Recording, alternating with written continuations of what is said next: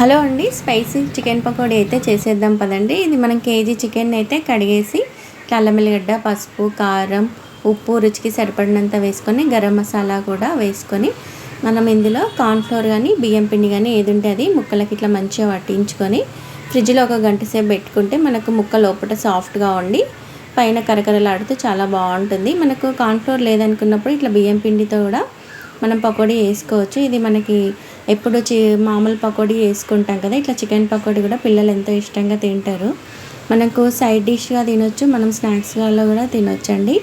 ఈ పకోడీకి మెయిన్ గరం మసాలా మనం ఇంట్లో చేసుకుంది ఉంటే ఇంకా చాలా బాగుంటుంది, స్పైసీగా కూడా ఉంటుంది. మిరియాలు, ఎల్లిపాయలు, జీలకర్ర ఇవన్నీ కూడా ఉండేటట్టు చూసుకున్నాం అనుకోండి, ఈ పకోడీ మరింత టేస్ట్గా ఉంటుంది. ఫైనల్గా ఇట్లా మనం కరివేపాకు, పచ్చిమిరకాయలు చేసుకొని పైన నిమ్మకాయ రసము, కొంచెం గరం మసాలా వండుకుంటే మన పకోడీ అయితే రెడీ అండి. వీడియో నచ్చినట్టుంటే లైక్ చేయండి.